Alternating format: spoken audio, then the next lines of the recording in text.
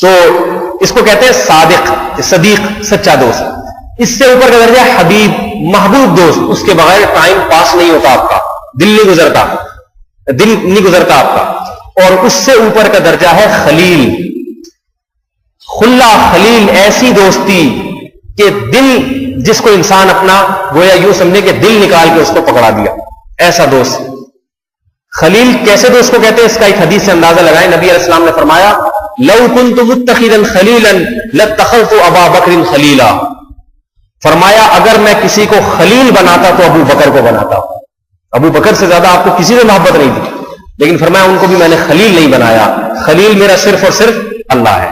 ابو بکر حبیب ہے، محبوب ہے، سچے ہیں، صادق ہیں، امین ہیں، سب کچھ ہے، مگر دل میں نے کس کو دیا ہے؟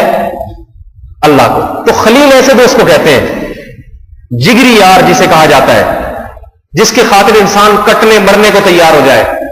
اللہ فرماتے ہیں ایسے جگری یار جو دنیا میں ایک دوسرے پہ مرتے تھے، جان لٹانے کے لیے تیار تھے، ایسے جگری یار قیامت کے دن ایک دوسرے پر لعنت بھیج رہے ہوں گے، دشمن بنے ہوئے ہوں گے، اور کیا کہیں گے؟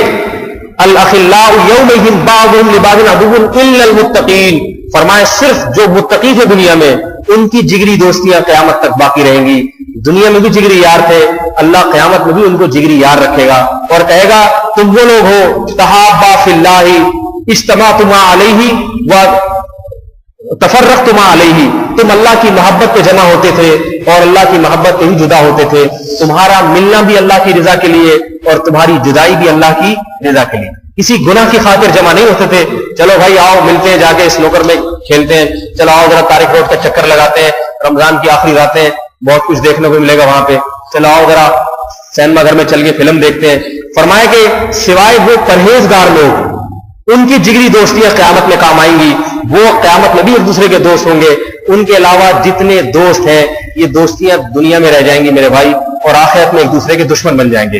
اور سورہ فرقان میں اس سے زیادہ فصیح انداز میں فرمایا کہ یا لیتنی لم اتخذ فلانا خلیلا، فرمایا نافرمان یہ کہے گا ہائے کاش، جب قیامت میں عذاب کو دیکھے گا کہے گا ہائے کاش میں فلاں کو اپنا دوست نہ بناتا، خلیل نہ بناتا، اوپر سے تعلق رکھتا، اس سے گزارے لائق، میں نے جو اتنی دوستی دل نکال کے اس کو دے دیا جس سے میں اللہ کی نافرمانی کرتا رہا۔ یا لیتنی لم اتخذ فلانا خلیلا، ہائے کاش میں اس کو اپنا دوست نہ بناتا۔ لقد اضلنی عن الذکر بعد اذ جاءنی، میرے پاس تو خدا کا کلام آیا، خدا کی نصیحتیں آئیں، مگر اس دوست کی وجہ سے میں ان خدا کی نصیحتوں سے غافل رہا۔ یہ دوستیاں مردوں میں بھی آپس میں ہوتی ہیں اور عورتوں میں بھی آپس میں ہوتی ہیں۔